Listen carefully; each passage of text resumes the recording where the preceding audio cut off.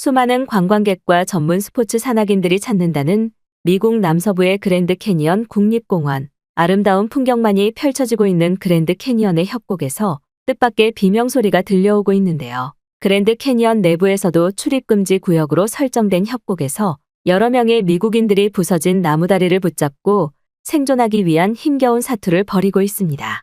줄을 붙잡고 있던 팔의 힘이 점점 빠져가던 찰나 갑자기 개가 짖어대는 소리와 함께 한 한국인 아저씨가 그 광경을 목격하고 마는데요. 과연 그들은 생존을 위한 나무다리에서 무슨 일을 겪었던 것일까요? 안녕하세요. 저는 미국 여성 오브리라고 합니다. 익스트림 스포츠 관광지만을 찾아다니며 사람들의 손이 잘 타지 않은 극한의 자연환경에서 스릴을 느끼는 것을 즐기는 저는 현재 유튜브와 페이스북에서 꽤 유명한 익스트림 스포츠인으로 이름을 알리고 있습니다. 어렸을 때부터 다른 또래 여자아이들이 즐기는 소꿉놀이나 그저 평범하게 집에서 노는 것과 같은 소박한 놀이에는 아무런 흥미를 느끼지 못하는 저였지만 10살의 어린 나이에 암벽 등반을 하거나 저를 극한으로 몰아붙이는 마라톤과 같은 운동을 할 때만큼은 제가 살아있음을 느끼는 정말 특이한 아이였습니다. 그리고 이러한 저희 유별난 성격은 처음에는 그저 단순히 높은 산을 오르는 것이나 암벽 등반 또는 철인 경기와 같은 저를 극한으로 몰아넣기만 하는 운동들에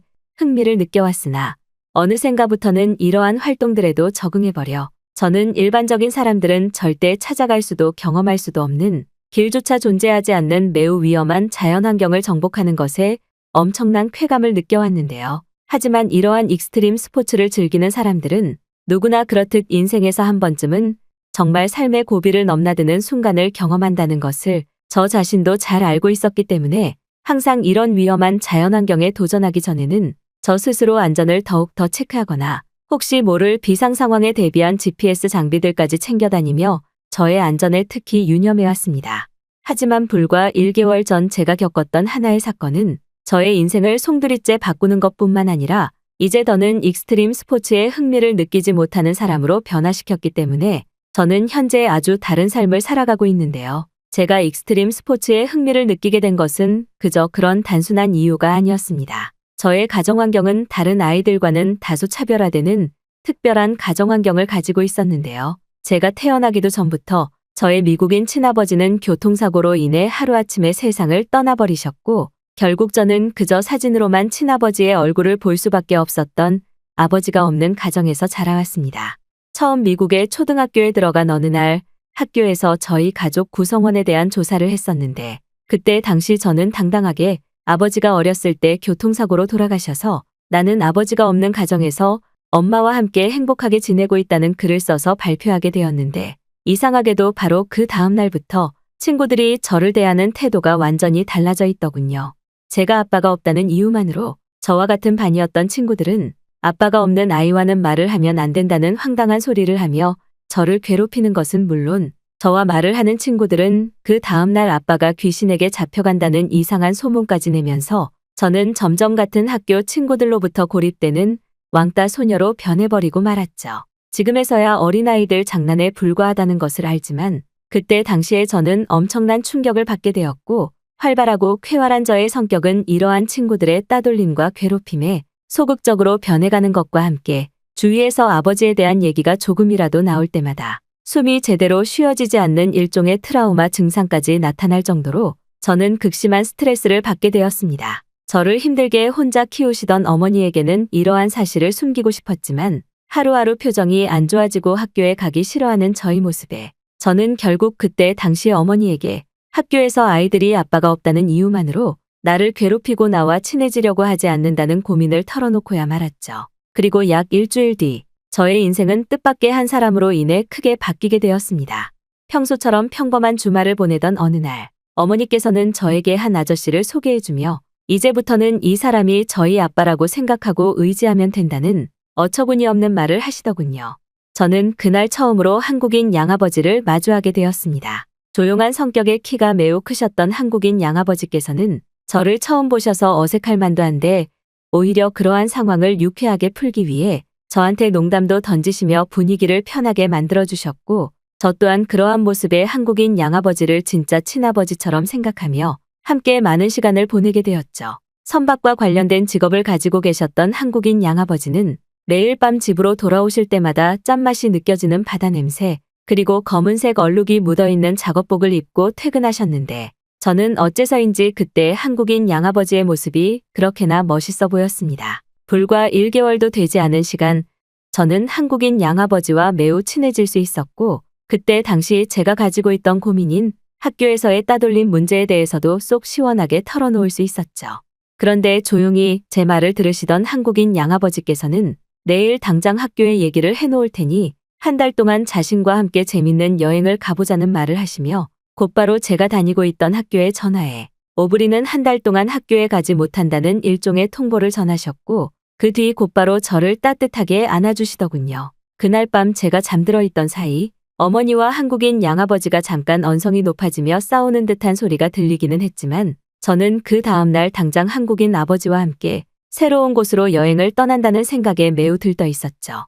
그렇게 저는 그 다음 날부터 무려 한 달여의 시간이 넘도록 미국 근처에 있는 모든 위험한 관광지들은 물론 거액의 돈이 필요한 국립공원과 암벽 등반 코스, 그리고 패러글라이딩 체험까지 해나가며 학교에서는 느껴보지 못한 자유로움과 엄청난 쾌감을 느끼게 되었습니다. 학교에서는 그저 괴롭힘을 당하고 왕따로 인생을 살아가던 저였지만 한국인 양아버지와 함께 모든 안전장비가 준비된 상태에서 밧줄을 잡고 오르는 암벽 등반 코스는 정말이지 행복한 것을 넘어서서 제가 살아가는 이유가 무엇인지 깨닫게 해주는 것 같은 감동적인 감정마저 느껴졌죠. 그때 당시 이제 10살이 넘은 여자아이에 불과한 저였기에 제가 위험한 관광지에 등장할 때마다 그곳에 있던 대부분의 관광객분들은 저에게 이런 곳을 와도 무섭지 않냐는 말을 거의 매번 들었을 만큼 저는 한국인 양아버지와 함께 신체와 정신을 단련하는 매우 힘든 익스트림 스포츠들을 하나둘씩 정복하기 시작했습니다. 학교에서는 그 누구도 가르쳐주지 않았던 텐트를 치는 법이나 암벽 등반을 시도할 때 필요한 각종 안전장비를 준비하는 법부터 등산을 하다가 밖에서 자야 될 때에는 어떤 식으로 체력을 충전해야 되는지와 같은 전문 모험가로서의 지식을 저는 한국인 양아버지로부터 하나둘씩 배워나갔고 어째서인지 그러한 지식을 익히고 저 자신을 극한의 체력 상황으로 몰아넣는 모험의 과정들을 경험해 나가며 저는 점점 외면과 내면이 강해지기 시작했습니다. 처음 한 달 동안만 계획된 일정이었지만 저는 무려 한국인 양아버지와 함께 3개월이 넘는 시간을 단 한 번도 집으로 돌아오지 않고 전부 그곳 여행지에서의 숙박시설에 머무르거나 외부의 텐트에서 지내는 생활을 이어나갔을 정도로 그때 당시 한국인 양아버지는 자신만의 특별한 교육 철학이 매우 뚜렷한 사람인 것 같았죠. 그런데 어째서인지 3개월 만에 다시 집으로 돌아왔을 때 마치 오랜 시간 동안 사람의 손이 타지 않은 듯한 느낌이 들 정도로 다시 돌아온 집은 아무런 온기가 느껴지지 않았습니다. 그리고 저희를 따뜻하게 반겨주어야 할 어머니의 모습조차 보이지 않았죠. 그때 당시 저는 그저 나이가 어린 학생에 불과했기 때문에 아무런 생각이 없었지만 한국인 양아버지는 무언가 심각한 생각에 잠긴 듯 각종 안전장비와 캠핑용 장비조차 정리하지 않은 상태로 주방 식탁에 앉아 머리를 감싸쥐고는 생각에 빠지시더군요. 그 후 저는 그 다음 날부터 다시 학교를 나가게 되었고 어째서인지 친구들은 오랜만에 돌아온 저를 매우 반갑게 대해주면서 검게 타버린 저의 얼굴을 보고는 3개월 동안 어디를 여행 다녔냐는 질문이 쏟아지면서 저는 학교의 스타가 되고 말았습니다. 다시 돌아왔을 때도 저를 괴롭히는 사람이 있으면 어떻게 하지라는 생각이 아주 잠깐 들기는 했지만 그러한 생각은 전혀 필요 없을 정도로 학교에 있던 친구들은 저와 친해지고 싶어서 한 달이었죠. 하지만 진짜 문제는 따로 있었습니다. 저와 한국인 양아버지가 집으로 돌아오고 약 일주일 정도가 흘렀을 때 집으로 돌아오지 않던 어머니께서는 전혀 처음 보는 미국인 아저씨와 함께 집으로 돌아오셨습니다. 저는 그저 어머니의 친구라고 생각했지만 지금 와서 생각해보니 그것은 그렇게 단순한 문제가 아니었죠.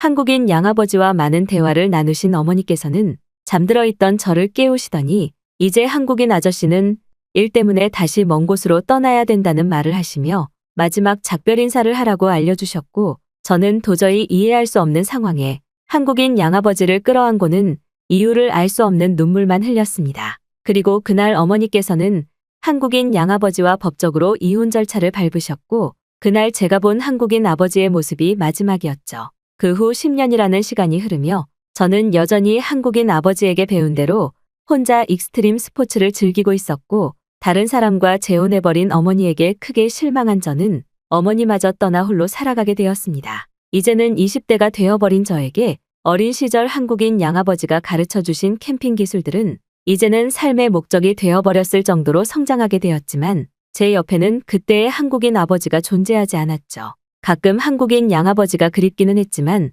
어디 있는지도 모를 그를 찾기는 쉽지 않았고 결국 저는 가족들과의 모든 인연을 끊고 혼자 익스트림 스포츠를 즐기는 영상을 찍으며 그것으로 돈을 버는 유명인으로 성장하게 되었습니다. 그리고 여느 때와 다름없이 같은 익스트림 스포츠 크루의 친구들과 함께 그랜드 캐니언에서도 사람들이 드나들지 않는 지역으로 모험을 떠나기로 한 날이었습니다. 그저 단순한 암벽 등반용 영상을 찍기 위해 그곳을 선택한 것이었기에 저와 친구들은 별다른 안전장비를 챙기지 않은 채 그랜드 캐니언 출입금지 구역에 있는 공원 관계자들만이 다닐 수 있는 나무다리를 건너고 있었죠. 그 나무다리만 건너면 사람들이 드나들지 않는 암벽 코스에 도착할 수 있었기 때문에 그곳은 무조건 건너가야만 하는 곳이었는데 저를 포함한 모든 크루원들이 중간쯤 도달했을 때 갑자기 나무다리의 한쪽 줄이 끊어지며 저의 발은 나무 발판에서 떨어졌고 가까스로 위쪽에 있던 줄만을 잡은 채 견디는 위험한 사고 상황이 터지고야 말았습니다.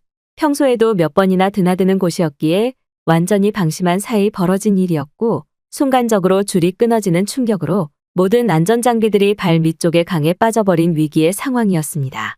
크루원들과 함께 나머지 줄을 붙잡은 채 조금만 버텨보자는 말을 하며 조금씩 남은 체력으로 줄을 잡고 앞쪽 지면으로 이동하려 했지만 그러기에는 손이 먼저 줄에서 떨어져 버릴 것 같았죠. 결국 저와 크루원들은 같은 자세로 30분 이상의 시간을 줄을 잡은 채 버틸 수밖에 없었습니다. 그런데 바로 그 순간 일반적인 관광객들이 드나들지 않는 그곳에 개가 짖는 소리가 점점 가까워지며 매우 익숙한 얼굴의 한 남성이 저희를 찾아내게 되었습니다. 사람이 저희를 발견했다는 그 사실만으로 살 수 있겠다는 생각이 앞섰지만 문제는 안전고리가 없었기 때문에 발판조차 없는 그 다리를 건너오는 것이 불가능했다는 사실입니다. 그런데 그 한국인 남자는 저희에게 안전고리의 끈을 연결해 넘겨줄 테니 한 명씩 그 줄을 잡고 올라오라는 소리를 하더군요. 지면과는 상당히 떨어진 곳에서 버티고 있었기 때문에 어떻게 줄을 준다는 것인지 이해가 되지 않던 순간 저는 눈을 의심할 수밖에 없었습니다. 그 남성과 함께 있던 하얀색의 개가 입에 안전고리의 끈을 문 채로 사람조차 건너기 어려운 주먹만한 줄의 끝쪽 발판에 의지해 하나씩 나무다리를 건너며 제일 앞쪽 사람들부터 끈을 넘겨주기 시작했던 것이죠. 하얀색의 날렵하게 생긴 개는 전문적인 구조 훈련을 받은 것처럼 보였고 그렇게 저와 크루원들은 한 명씩 발목과 팔목에 안전고리에 끈을 묶고 그 남성과 개의 도움으로 무사히 지면으로 올라올 수 있었습니다. 그렇게 삶의 고비를 넘긴 그 순간 점점 주위 환경이 눈에 들어오기 시작했는데 저를 구해준 남성에게 감사 인사를 전하기 위해 그의 얼굴을 쳐다본 순간 저는 충격을 받을 수밖에 없었죠. 그 사람은 약 10년 전 저에게 처음 익스트림 스포츠에 대해 가르쳐 주었던 한국인 양아버지였습니다. 한국인 아버지 또한 저를 보고 무언가 흠칫하는 움직임과 함께 저와 같은 생각을 하는 것 같았고 그렇게 저와 한국인 양아버지는 서로 안아주며 알 수 없는 눈물을 흘렸죠. 알고 봤더니 그 코스 또한 한국인 양아버지가 저에게 처음 가르쳐 주었던 암벽 등반 코스였고 저는 저도 모르는 사이 그 길을 아주 자연스럽게 이용하고 있었던 것이었습니다. 무언가 운명의 장난인 듯 한국인 양아버지께서도 우연히 그날 저와 같은 시간에 자신이 기르는 구조견 진돗개와 함께 그 암벽 코스를 방문했던 것이죠. 이름이 마루였던 그 진돗개는 아버지가 항상 데리고 다니며 혹시 모를 비상 상황에 대비한 구조견 훈련을 받은 진돗개였기에 저희를 구해줄 수 있었습니다. 그렇게 그날 저와 한국인 양아버지는 10년 동안 하지 못했던 속 깊은 이야기를 전부 털어놓았습니다. 저에게 세상을 가르쳐주는 그 3개월의 시간 동안 친어머니는 다른 미국인 아저씨와 또 다른 재혼을 약속해버린 것이었고 그때 당시 한국인 아버지에게 이혼을 통보했다는 사실을 저는 뒤늦게서야 알게 되었습니다. 지금은 한국에서 살고 있다는 한국인 양아버지는 회사에서의 휴가 기간에 맞춰 그랜드 캐니언에 방문했던 것이라는 말을 하면서 저보고 정말 운이 좋았다며 왜 안전장비를 몸에 걸지 않았냐고 엄청난 화를 내시더군요. 그 후 저와 한국인 양아버지는 3개월에 한 번 정도는 함께 만나 10년 전 저희 세상 교육과 똑같았던 익스트림 스포츠를 즐기고 있습니다. 또 그날 저희 목숨을 구해주었던 진돗개 마루는 미국에서 저와 함께 지내고 있죠. 물론 이제는 너무 위험한 곳은 가지 않고 그저 일반적인 관광객들도 이용할 수 있는 평범한 관광 수준의 익스트림 스포츠를 한국인 아버지와 함께 즐기고 있습니다. 그날 저를 구해주었던 진돗개 마루와 한국인 양아버지가 없었다면 아마 저는 지금 이 글을 쓸 수도 없었을 것이기 때문에 저는 한국인 양아버지를 저의 친아버지로 생각하며 최종적으로는 함께 한국에서 살아갈 또 다른 목표를 이루기 위해 오늘도 노력하고 있죠.